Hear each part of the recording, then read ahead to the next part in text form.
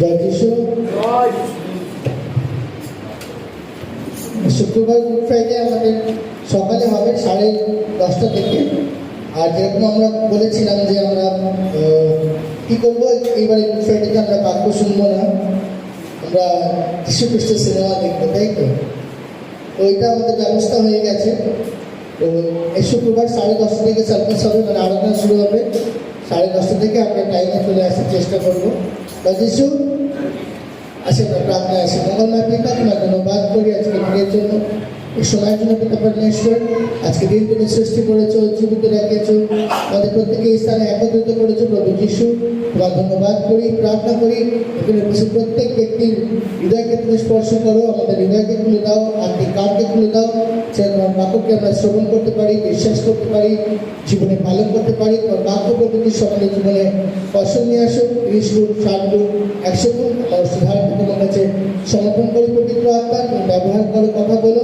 আমার মন নয়, কিন্তু যীশু খ্রিস্টের মনকে এই স্থানে তুমি প্রকাশিত করো। এখানে উপস্থিত এই স্থানে তুমি চলো, ফেরো এবং আশ্চর্য কার্য করো। এসব প্রার্থনা প্রভু যীশু খ্রিস্টের নামে চাইব, আমেন। জয় যিশু। আর আমরা মনে রাখবো এই শুক্রবার কত তারিখ? 3 তারিখ, গুড ফ্রাইডে, সকাল 10:30টায়। আগামী সপ্তাহে আমরা একটি বাক্য শুনেছিলাম, কে বলতে পারবে? সেই পাপ সহজে ফেলে দেয়, তার থেকে যেন বেরিয়ে আমরা ঈশ্বরের রাজ্যের জন্য ছুটি। মানে আমরা শুনেছিলাম বিশ্বাসের দৌড়ের ব্যাপারে, তাই তো? তার রেস অফ ফেথ, মানে যেন আমরা আমাদের সেই পাপ আমাদের সহজে ফেলে দেয়, যেই পাপ আমাদের সহজে বন্দি করে দেয়, এই সব কিছুকে ছেড়ে আমরা প্রভুর রাজ্যের দিকে যাই। তার জন্য প্রভু যে পুরস্কার রেখেছে আমরা যেন পেতে পারি। এবং আমরা কার দিকে দৃষ্টি করে যাব? প্রভু যিশুর দিকে, যিনি বিশ্বাসের আদিকর্তা এবং সিদ্ধকর্তা। হালেলুয়া। ঈশ্বর আশীর্বাদ করে, ঈশ্বর আমাদেরকে ভালোবাসে, কিন্তু ঈশ্বর আমাদেরকে কি করে? আমাদেরকে শাস্তিও দেয় যদি আমরা ভুল করি। এটাই ঈশ্বরের কাজ। কি? ঈশ্বর যাকে প্রেম করে তাকে উনি শাসন করে। তো ঈশ্বর কী করে? আমাদেরকে শাসন করে। নেক্সট আমাদের জীবনে সমস্যা আসে, ঈশ্বর সমস্যা আনে না, বা ঈশ্বর সমস্যা তৈরি করে না আমাদের জীবনে, কিন্তু ঈশ্বর আসতে দেয়, অনুমতি দেয়, সেটা আমাদের শাসন করা যেতে পারে। আমেন। তো ঈশ্বরের শাসন আমাদেরকে বিনষ্ট করার জন্য নয়, কিন্তু পরিত্রাণ দেওয়ার জন্য, যেন আমরা মন ফিরাই। আমাদের জীবনে যে বাজে অভ্যাসগুলো আছে, যার জন্য এই শাসন এসছে, এসব থেকে আমরা কী করতে পারি? মন ফিরাতে পারি। আমেন। আমরা একটা বাক্য করবো আজকে, হিতোপদেশ 3 অধ্যায় 11 পদ পড়ি আমরা একজন। হিতোপদেশ, এই সংহিতার পরে আছে হিতোপদেশ 3 অধ্যায় 11 পদ। বৎস, সদাপ্রভুর শাসন তুচ্ছ করিও না, তাহার অনুযোগে ক্লান্ত হইও না। লেখা আছে, বৎস, সদাপ্রভুর শাসনকে তুচ্ছ করিও না, তারপর তার অনুযোগে ক্লান্ত হইও না। সহজ বাংলায় পড়ি।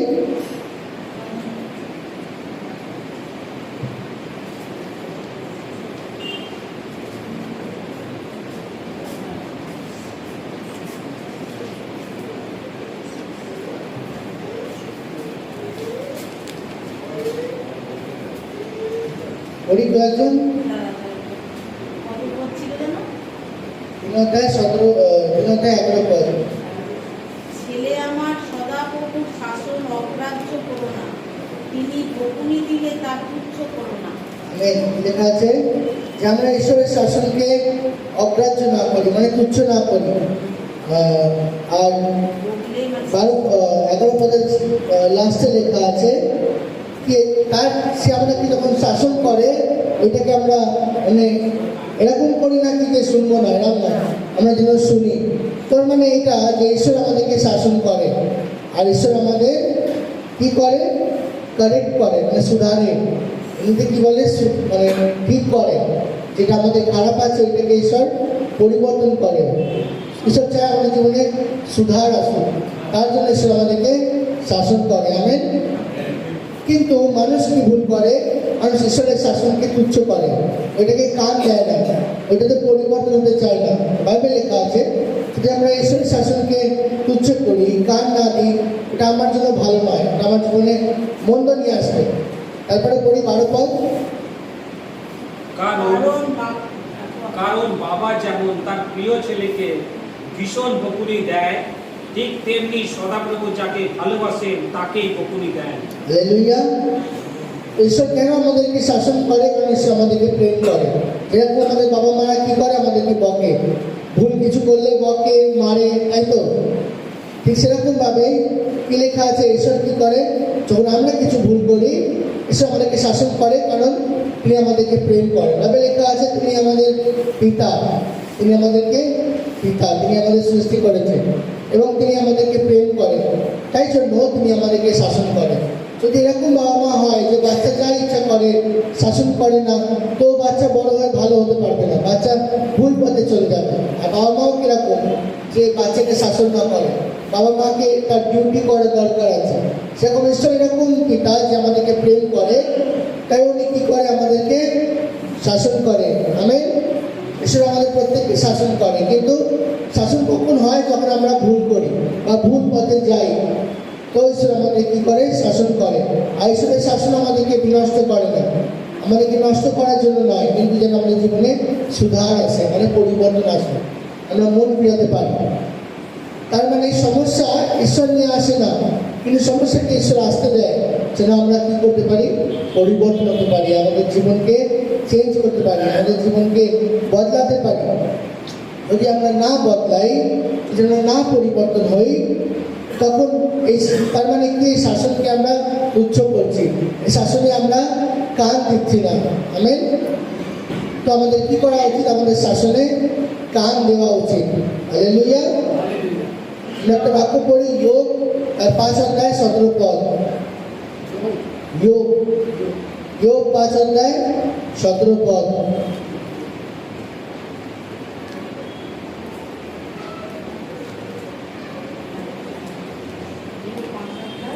যোগ 5 অধ্যায় 17 পদ পড়ি। ধন্য সেই লোক যাকে ঈশ্বর সংশোধন করে, কাজেই সর্বশক্তিমানের শাসনকে তুচ্ছ করো না। হালেলুয়া। লেখা আছে ধন্য সেই জন যাকে ঈশ্বর সংশোধন করে, মানে যাকে সুধারে, যাকে ঈশ্বর কি করে? সংশোধন করে, সে ব্যক্তি ধন্য। তাই লেখা আছে কাজেই তুমি ঈশ্বরের শাসনকে তুচ্ছ করিও না। আমেন। তো যদি ঈশ্বর আমাদেরকে শাসন করে, আমরা ধন্য। আমরা ঈশ্বর ভাবি কেন আমার জীবনে এরকম হচ্ছে, কিন্তু আমাদের কি করা উচিত? আমাদের জীবনে ঝাঁকা উচিত, নিজের জীবনে দেখা উচিত যে আমার জীবনে কি রয়েছে, কি করছি আমি, যার জন্য এই পরিস্থিতি আমার জীবনে আসছে, কি আছে আমার জীবনে, কোথায় পরিবর্তনের প্রয়োজন আছে। আমরা ঈশ্বরের কাছে প্রার্থনা করি যে প্রভু তুমি বোঝাও কি আমার জীবনে কোথায় পরিবর্তনের প্রয়োজন আছে। অনেক সময় এরা প্রার্থনা করতে লাগে না, আপনি নিজেই জানেন কি আপনার জীবনে কোথায় পরিবর্তনের প্রয়োজন আছে, যার জন্য এই সমস্যাগুলো আসছে, বা ঈশ্বরের সংশোধন আসছে, ঈশ্বর পরিবর্তন করতে চাইছে, যার জন্য ঈশ্বর আপনাকে শাসন করছে। হালেলুয়া। যখন আমরা ঈশ্বরের শাসনকে তুচ্ছ করবো না এবং তাড়াতাড়ি নিজের মনকে ফিরাবো, ঈশ্বর আমাদের জীবনে আশীর্বাদ নিয়ে আসবে, আমাদের সঙ্গে ঈশ্বরের সম্পর্ক ঘনিষ্ঠ হবে। হালেলুয়া। যে ব্যক্তিকে ঈশ্বর প্রেম করে, স্বর্গস্থ পিতা তার সন্তানদেরকে প্রেম করে আর তাদেরকে তিনি পরিবর্তন করেন। ঈশ্বর প্রেম না করতো তাহলে তিনি আমাদের জীবনে পরিবর্তন চাইতো না, আমরা যেরকম সেরকম চলতাম, যা ইচ্ছা করতাম, ঈশ্বরের কিন্তু যায় আসতো না। কিন্তু উনি আমাদেরকে প্রেম করেন। ঈশ্বর চায় না কি আমরা যেরকম সেরকম থাকি, যা ইচ্ছা করি। ঈশ্বর চায় আমাদের জীবনে পরিবর্তন আসুক, তাই জন্য তিনি আমাদের জীবনে কি নিয়ে আসে? সংশোধন নিয়ে আসে। হালেলুয়া। আমরা একটা বাক্য পড়বো, দ্বিতীয় বিবরণী তার 8 অধ্যায় 5 পদ পড়ে একজন। দ্বিতীয় বিবরণী তার 8 অধ্যায় 5 পদ, বাইবেলের 5 নম্বর বই প্রথম থেকে। দ্বিতীয় বিবরণী 8 অধ্যায় 5 পদ। এই কথা তোমাদের অন্তরে জেনে রেখো যে বাবা যেমন ছেলেকে শাসন করেন, ঠিক সেইভাবে তোমাদের ঈশ্বর সদাপ্রভু তোমাদের শাসন করেন। হালেলুয়া। বাইবেলে অনেক থেকে একই কথা লেখা আছে, ঈশ্বরের সঙ্গে আমাদের কিসের সম্পর্ক? পিতার সন্তানের সম্পর্ক। আর বলেছে যেরকম বাবা তার ছেলেকে শাসন করে, সেভাবে ঈশ্বর আমাদেরকে শাসন করে। মসি এই কথা যখন মসি যখন শেষে লেখে তখন এই কথা ও ইসরায়েলকে বলে যায় কি এইটা মনে রেখো। মোশে জানতো কি আমি তো সবসময় থাকবো না, বাট মোশে বলছে কি এটা মনে রেখো কি ঈশ্বর কি করে, ঈশ্বর আমাদেরকে শাসন করে এবং পিতা তার সন্তানকে শাসন করে। আমেন। আর তাই জন্য আমরা বাইবেলে যখন অনেক জায়গায় দেখেছি বাইবেলে প্রভু যীশু যখন ফরিসি সদ্দুকীদের সামনে গেছে তখন ওদের দোষগুলো ধরেছে, তাই তো? আর ওদের দোষগুলো দেখে ওদেরকে বলেছে অনেক কিছু, কিন্তু ওরা কি করেছে, ওটাকে তুচ্ছ করেছে। ফরিসিরা কি করতো, বাইরে থেকে অনেক সুন্দর থাকতো, বাইরে থেকে দেখে মনে হতো ওরা ধর্মীয় গুরু, অনেক বাক্য জানে, হতে পারে অনেক জানে, ওরা লোককে শিক্ষা দিত, কিন্তু ভিতর থেকে ওরা ঠিক ছিল না, ওদের কার্যগুলো ধার্মিকতার ছিল না। ওপরে দেখতে ধার্মিকতার কাজ ছিল, সবসময় দেখতো রাস্তার ধারে ওরা প্রার্থনা করছে, সবসময় বাইরে মানে দেখাওয়া করতো, কিন্তু ভিতরে ওরা মানে ভুল ছিল, ভেতরে ওদের জীবনে কোনো প্রার্থনা ছিল না।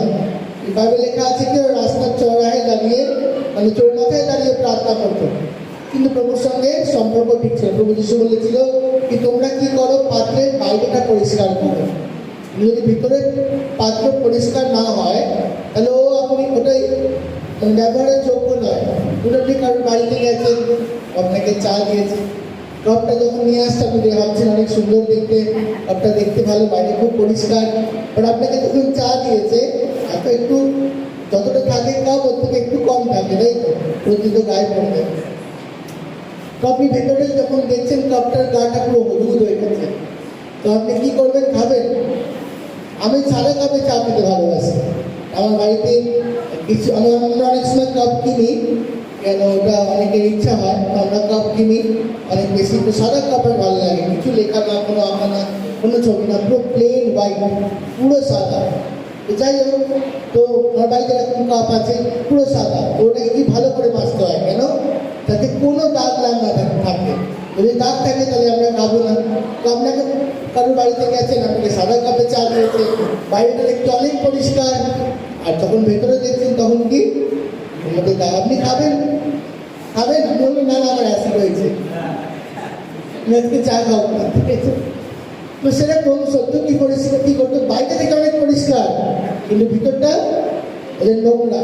তো পাত্র যদি ভিতর থেকে পরিষ্কার না হয় তাহলে ও ব্যবহারের যোগ্য নয়। আমেন।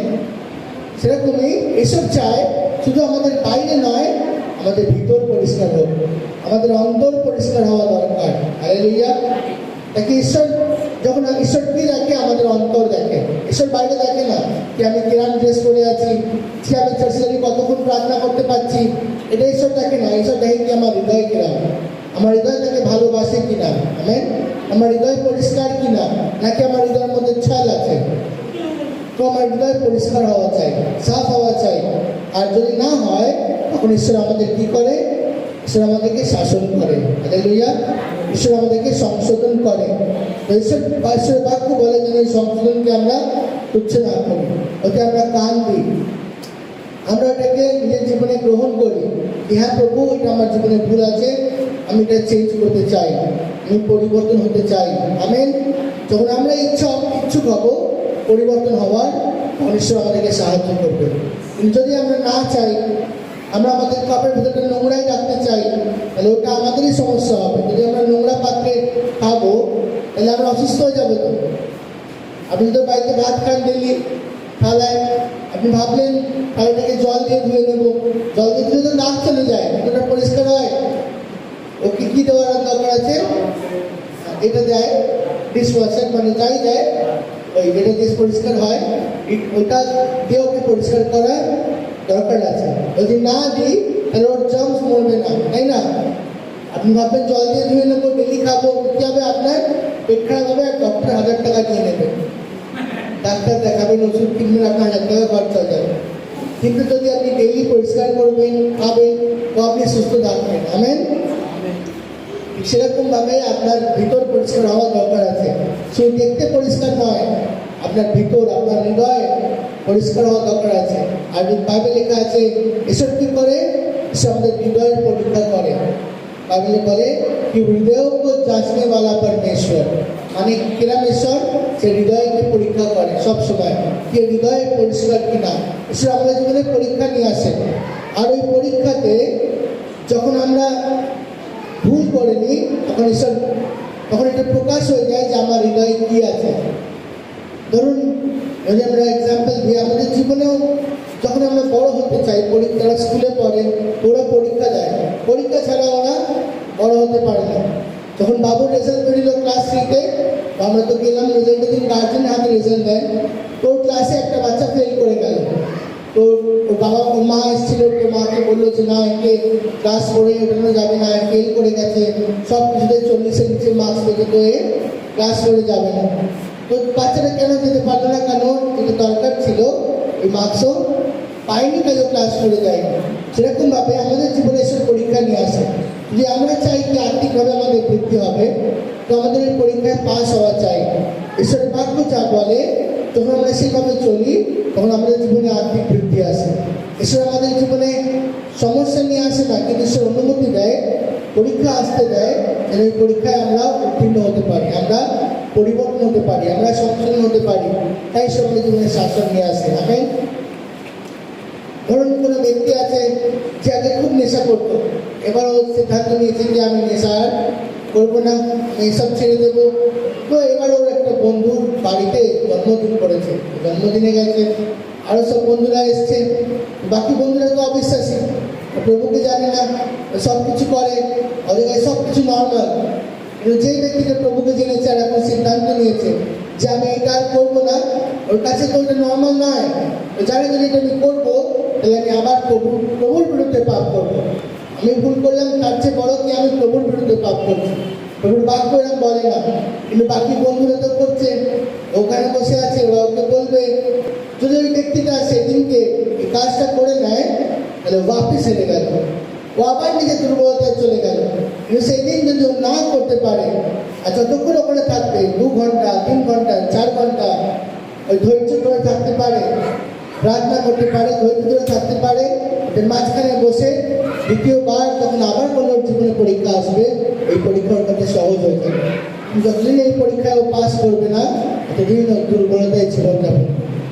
খুব দরকার ঈশ্বর পরীক্ষা নিয়ে আসে, এটাকে বোঝা, এটা ঈশ্বর আমার জীবনে পরীক্ষা নিয়ে এসেছে, আমাকে এখানে ঠিক থাকতে হবে, আমাকে এখানে সবল হতে হবে। হালেলুয়া।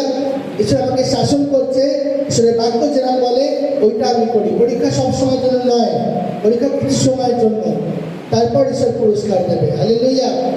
কিন্তু যদি আমরা পড়ে যাই, আর তাহলে আমরা বারবার পড়তেই থাকবো। কিন্তু একটা কথা মনে রাখি, যতক্ষণ না আমরা ঠিক কাজটা করতে পারছি, ঈশ্বর সংশোধন করা বন্ধ করে দেয় না, ঈশ্বর পরীক্ষা করা বন্ধ করে দেয় না। ঈশ্বর আমাদের জীবনে পরিবর্তন দেখতে চায়। তো এই পরিস্থিতিগুলো আমাদের জীবনে বারবার আসবে, বারবার ফিরে আসবে, যেন আমরা ঠিক হয়ে চলতে পারি। আমেন। তো এটা আমরা মনে রাখি যে ঈশ্বর আমাদেরকে শাসন করে, আর ঈশ্বর আমাদের জীবনে পরীক্ষা আনে। ঈশ্বর সমস্যা আনে না, অনুমতি দেয়। ঈশ্বর রোগ দেয় না, ঈশ্বর পরীক্ষা করে, কিন্তু ঈশ্বর বিমারি দেয় না। ঈশ্বর রোগকে সৃষ্টি করেনি, রোগকে শয়তান সৃষ্টি করেছে। বা বলতে পারি আমাদের পাপের কারণে রোগ এসছে, কিন্তু ঈশ্বর রোগ বানায়নি, না ঈশ্বর রোগ সৃষ্টি করেছে। আপনার পাপ আপনার জীবনে বাড়ি নিয়ে এসছে। হালেলুয়া। অনেক সময় আমরা ছোটবেলা থেকে অনেক কিছু করে বেরিয়েছি, ছোটবেলা থেকে জীবনে অনেক কিছু ভুল করেছি, আর ওগুলোতে আমরা চলেছি। তো ওই পাপগুলো আমার জীবনে রোগকে নিয়ে আসে। কিন্তু প্রভুকে জেনে ঈশ্বর আমাদের সমস্ত পাপকে ক্ষমা করেছে। ঈশ্বর আমাদের আত্মার পাপকে ক্ষমা করেছে, ঈশ্বর আমাদের প্রাণের পাপকে ক্ষমা করেছে। এই প্রভু যিশুকে জেনে তার ক্ষত সকল দ্বারা ঈশ্বর আমাদেরকে সুস্থ বলে ঘোষণা করেছে। এই তার ক্ষত সকল দ্বারা আমরা সুস্থ। কিন্তু এই আরোগ্যতা আমরা কীভাবে পাই? বিশ্বাসের দ্বারা। আরোগ্যতা প্রভু আমাদেরকে দিয়েছে আমাদের আত্মায়, কিন্তু আমরা কী করে হাসিল করি এর বাস্তবিক রূপ আমরা কী করে দেখি? বিশ্বাসে। যদি আমরা বিশ্বাস না করি, তাহলে আমরা সন্দেহ করি। হয়তো আমার মধ্যে বিশ্বাস আছে, নাহলে আমার মধ্যে সন্দেহ আছে, মাঝখানে কোনো জায়গা নেই যে বিশ্বাসও আছে সন্দেহ আছে, এরকম নেই। হয়তো আমার মধ্যে বিশ্বাস আছে, নাহলে আমার মধ্যে সন্দেহ আছে। যদি সন্দেহ থাকে, তাহলে রোগ কোনোদিন আমাকে ছেড়ে যাবে না, আমার জীবনে থেকে যাবে। আমার জীবনে বিশ্বাস থাকা যায়। বিশ্বাস যা পাহাড়কে ফেলতে পারে। আর যদি আমার মধ্যে সন্দেহ থাকে, আমি সন্দেহ করব কি হবে, তো জানি না কি হবে, তো আমার রোগ আমায় কোনোদিন ছেড়ে যাবে না। যদি আমি বিশ্বাস করি, ঈশ্বর অসম্ভবকে সম্ভব করতে পারে। Hallelujah, amen. তো আমাদের জীবনে ঈশ্বর শাসন করে, কিন্তু ঈশ্বর রোগ দেয় না। রোগ ঈশ্বর কখনো দেয় না। অনেক লোকেরা বলে যে জানি না কি হয়েছে, জানি না কবে ঠিক হতে পারবো, জানি না প্রভু চাই কিনা আমি ঠিক হই। এগুলো ওদের আবেগের কথা, মনের কথা। ওগুলো মানুষ অসুস্থ থাকে, ফেড আপ হয়ে যায়, তো ওগুলো ওদের আবেগ। কিন্তু ঈশ্বর ওরকম নয়, ঈশ্বর রোগ দেয় না। তবে লেখা আছে ঈশ্বর থেকে রোগ আসে না, কিন্তু ঈশ্বর আমাদেরকে পরীক্ষা করে, ঈশ্বর আমাদেরকে শাসন করে। হালেলুয়া। ইয়োবের জীবনে অনেক রোগ এসেছিল, সমস্যা এসেছিল, তাই তো? ইয়োবের গায়ে কি হয়ে গেছিল? ঘা হয়ে গেছিল, এক কথায়। আর ইয়োব ওগুলোকে মানে এক কথায় অ্যালার্জি হয়েছিল ইয়োবের। হ্যাঁ, যদি আজকের ভাষায় বলি, ইয়োবের অ্যালার্জি হয়েছিল। আর ওটাকে ইয়োবের চুলকানি হতো। কি দিয়ে চুলকাতো ইয়োব? তারপরে রেখে, তাই তো? তবে লেখা আছে ইয়োবের অ্যালার্জি হয়ে গেছিল। কিন্তু যখন ভালো করে বাইবেল পড়বো, এই রোগটা ঈশ্বর দেয়নি।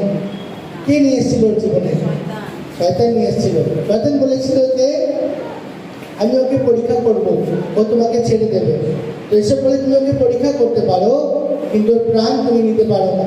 ঈশ্বর একবারও বলেনি তুমি ওকে রোগ দিতে পারো, কিন্তু প্রাণ নিতে পারো না, বলেছে। ঈশ্বর বলে তুমি ওকে পরীক্ষা করতে পারো, কিন্তু ওর প্রাণ নিতে পারো না। কিন্তু দিয়াবল কি নিয়ে এসছে? জীবনে বিমারি নিয়ে এসছে, রোগ নিয়ে এসছে। তো শয়তান থেকে রোগ আসে। ঈশ্বর রোগের সৃষ্টিও করেনি, আর রোগ ঈশ্বর দেয় না, কিন্তু শয়তান দেয়। কিন্তু ইয়োব তার জীবনে বিশ্বস্ত থেকেছে, আর তাই তার জীবনে ও আশীর্বাদ থেকেছে। যা কিছু হারিয়েছে তার 7 গুণ বেশি ঈশ্বরকে ফিরিয়ে দিয়েছে, বাপিস পেয়েছে। কেন? যখন রোগ ছিল তখন ও বলেছিল কি, যদি আমার জীবনে ভালো থাকে, তখন যদি আমি ঈশ্বরকে প্রশংসা দিতে পারি। যখন আমার জীবনে খারাপই এসছে, আমি কেন ঈশ্বরকে ধন্যবাদ দেবো না? আমার জীবন কিরকম চলছে তার উপর নির্ভর করে না যে ঈশ্বরের অস্তিত্ব আছে কিনা। আমার জীবন ভালো থাক কি খারাপ থাক, তবুও তিনি ঈশ্বর। হালেলুয়া। তিনি ঈশ্বর, তাই আমরা তাকে আরাধনা করি। আমার ভালো থাকা খারাপের জন্য নয়। এটা আপনি আজকে ভালো করে বুঝে নিন। আপনার জীবন কিরাম সেই হিসেবে আপনি ঈশ্বরকে আরাধনা করেন না, আপনি তাকে আরাধনা করেন কারণ তিনি একমাত্র সৃষ্টিকর্তা ঈশ্বর, তিনি একমাত্র ঈশ্বর এবং তিনি সর্বশক্তিমান ঈশ্বর। তিনি আরাধনা, মহিমা, প্রশংসা এবং গৌরবের যোগ্য ঈশ্বর। হালেলুয়া। এই কারণে আমরা আরাধনা করি না কি তিনি আমাকে ভালো রেখেছে, কালকে আমি খারাপ থাকতেও পারি। আমি এই কারণে আরাধনা করি, কারণ তিনি ঈশ্বর। আমেন। হালেলুয়া। তিনি ঈশ্বর, তাই আরাধনার যোগ্য। যেদিনকে আপনার ভালো থাকা খারাপ থাকার ওপর আরাধনা করা নির্ভর করবে, আপনি ভাববেন আপনি পড়ে গেছেন, অনেক বাজেভাবে পড়েছেন, আপনাকে পরিবর্তন হওয়ার দরকার আছে। আর ওই পড়া থেকে আপনি কেউ উঠাতে পারে না যদি আপনি পরিবর্তন না হন। আপনি ভালো থাক কি খারাপ থাকুন, তিনি ঈশ্বর। আমেন। তো আমরা বাইবেলে দেখলাম এতক্ষণকে ঈশ্বর আমাদেরকে শাসন করে, এটা আমাদের বিনষ্ট করার জন্য নয়, আমাদের জীবনের সংশোধন নিয়ে আসার জন্য, সুধার নিয়ে আসার জন্য। হালেলুয়া। আমরা একটা বাক্য বলবো, ইব্রিয় তার 12 অধ্যায় 7 পদ। ইব্রিয় তার 12 অধ্যায় 7 পদ, 7 এবং 8 পদ করি একসাথে।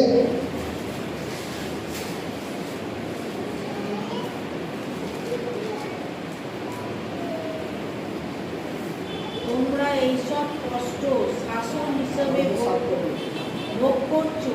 ঈশ্বর তোমাদের প্রতি পিতার মতোই ব্যবহার করছে। এমন ছেলে কি কেউ আছে যাকে তার বাবা শাসন করে না? প্রত্যেক ছেলেকেই শাসন করা হয়। তোমরা যদি শাসন না পেয়ে থাকো, তবে তো তোমরা জারজ সত্যিকারের সন্তান নও। আমেন। লেখা আছে ঈশ্বর কি করে? তার সন্তানদের শাসন করে।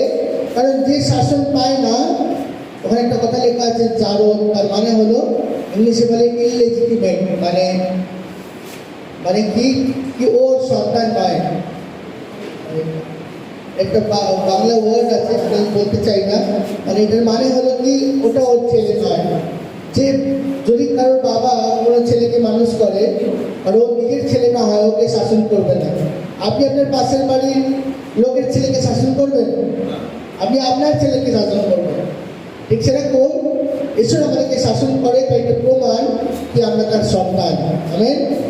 যদি ঈশ্বর আমাদেরকে শাসন না করতো, তাহলে এটা প্রমাণ হতো কি আমরা তার সন্তান নয়। প্রভু আমাদেরকে শাসন করে কারণ আমরা তার সন্তান, এটা একটা সম্পর্ক। আর আমাদের কি হওয়া উচিত? আমাদের তুরন্ত তার বাধ্য হওয়া উচিত। হালেলুয়া। আমরা একটা পদ করবো, শেষ 11 পদ করি। শাসনকে আমরা আনন্দের ব্যাপার বলে মনে করি না, বরং দুঃখের ব্যাপার বলে মনে করি। কিন্তু ঈশ্বরের শাসন মেনে নেবার ফল হলো শান্তিপূর্ণ সৎ জীবন। কঠিন বাংলায় পড়ে। ঠিক বলেন।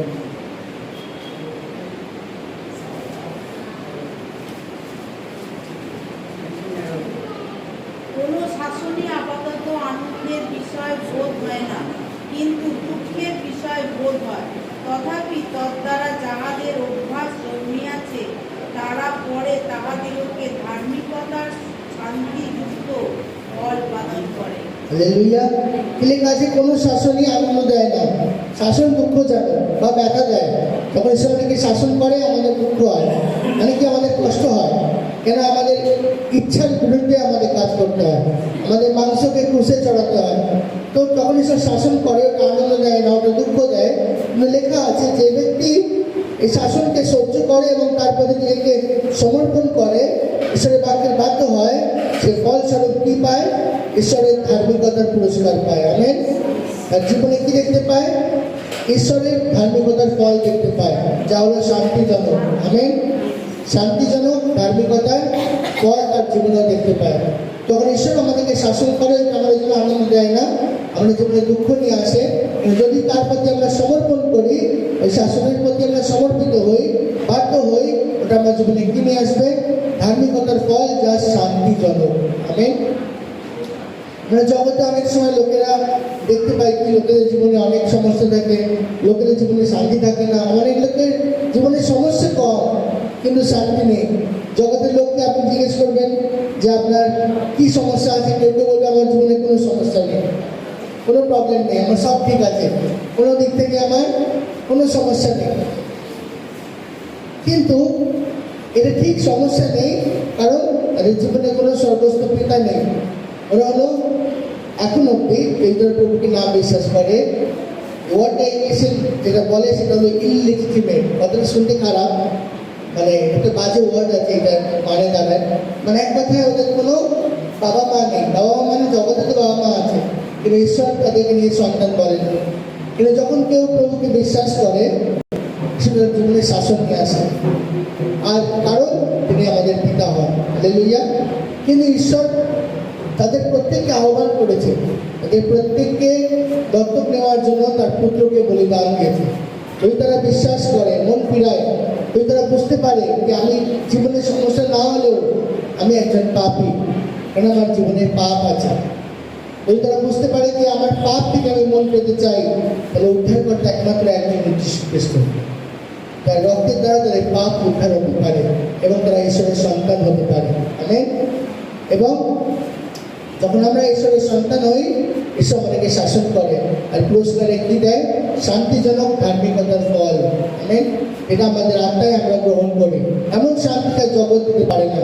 বাকি লেখা আছে ঈশ্বর আমাদের শান্তি দেয়, এটা জগতের জ্ঞানের ওপরে, জগৎ কল্পনাও করতে পারে না। ঈশ্বরের শান্তি দেয় যা আমাদের ভাবনা চিন্তার বাইরে। আমেন। ঈশ্বর আমাদের কি দেয়? ঈশ্বর আমাদের ধার্মিকতার ফল দেয়, যা হলো শান্তিজনক। আমরা সবাই ধার্মিক হয়েছি। কি করে ধার্মিক হয়েছি? প্রভু যীশু খ্রিস্টকে বিশ্বাস করে, ঈশ্বরকে বিশ্বাস করে আমরা ধার্মিক। কিন্তু ধার্মিকতার ফল আমরা কি করে পাই? তখন ঈশ্বর আমাদেরকে শাসন করে, ওই শাসনের বাধ্য হয়ে নিজেকে সমর্পণ করে দিয়ে। যদি আমরা শাসনের বাধ্য না হব, তাহলে সেই ধার্মিকতার ফল পাবো না, যা হলো শান্তিজনক। আমেন।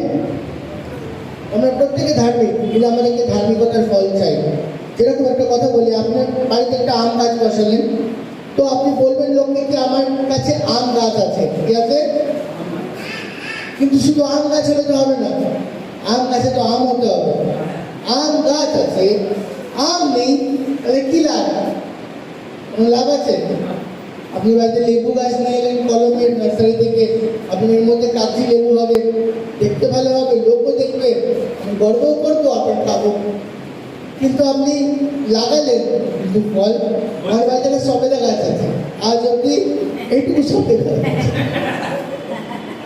সবেদা কম আঙুর বেশি, কত বেকার। কিন্তু লেবু গাছ আছে, অনেক লেবু দেয়, তাও 4-5টা তো হয়, যথেষ্ট টবের জন্য, তাই তো? তো ওই সবেদা গাছটা বেকার, ওয়েস্ট, ও কোনো ফল দেয় না। একটা পেয়ারা গাছ আছে, ওর হাইট হয়েছে কিন্তু কোনোদিন পেয়ারা দেয়নি, ও বেকার। কিন্তু টমেটো গাছ লাগানো হয়েছে, অনেক টমেটো দিয়ে হয়েছে, মা ওই টমেটো পাড়ার লোকদেরকেও পেটেছে, এত টমেটো হয়েছে। তো ওটা কি আমাকে ফল দিই? তো গাছ হতে পারে, তো গাছ যদি ফল না দেয়, ও গাছ বেকার। আমরা ধার্মিক হয়েছি, এবার আমার জীবনে ধার্মিকতার ফল দরকার। হালেলুয়া। এবার আমার জীবনে ধার্মিকতার ফল আসে যখন আমি, ঈশ্বর যখন আমাকে শাসন করে, তাকে আমি তুচ্ছ না করে আমি ওর বাধ্য হই। হালেলুয়া। একটা কাহিনী আছে বাইবেলে এই অনুযায়ী, কি একজন মালিক ছিল, আর ওই বাগানের একটা মালিক কিন্তু বাগানের মালিক হয় না, মালিক একজন আছে আর একজন মালি আছে। তো ওই মালিকটা বাগানের দেখভাল করে। মালিকটা 1 বছর না 3 বছর পর বাপস এসছে, দেখছি সব গাছে ফল হয়েছে, কিন্তু বাগানের মাঝখানে একটা গাছ আছে, ওর মধ্যে কোনো ফল হয়নি। তো মালিক বললে একটু কেটে উঠিয়ে দাও, কিন্তু মালিক ওদের দেখভাল করতো, মালিক দয়া অনেক বেশি। ও বললো, প্রভু আমাকে আরো 1 বছর সময় দিন, আমি এর 4-5টা খুঁড়বো, আবার একে সার দেবো, আবার এর যত্ন করবো, তারপরে যদি এ ফল না দেয় আপনি বলবেন আমি একে কেটে দেবো, তাই তো? তো বললো ঠিক আছে, তাই হোক। তো আমাদের জীবনে যদি আমরা শুধু গাছ হয়ে দাঁড়িয়ে থাকি, বাকি গাছগুলো তো গাছ ছিল ওই বাগানেরই, আমরা সব এক বাগানের গাছ, ঈশ্বর খ্রিস্টের দ্বারা আমরা নতুন জন্ম পেয়েছি, আমরা সবাই গাছ, কিন্তু আমাদের মধ্যে ফল থাকা চাই। আমরা সবাই ধার্মিক, প্রভু যীশু খ্রিস্টকে বিশ্বাস করে, আমাদের কার্যের দ্বারা নয় কিন্তু বিশ্বাসের দ্বারা, কিন্তু আমাদের মধ্যে ফল থাকা চাই। আর এই ফল কি করে পাবো? তখন ঈশ্বর আমাদের শাসন করে, ঈশ্বর শাসন করে, আমাদের মধ্যে ভুল থাকে, আমরা ওটাকে তুচ্ছ না করি, আমরা ঈশ্বরের বাক্যের বাধ্য হই।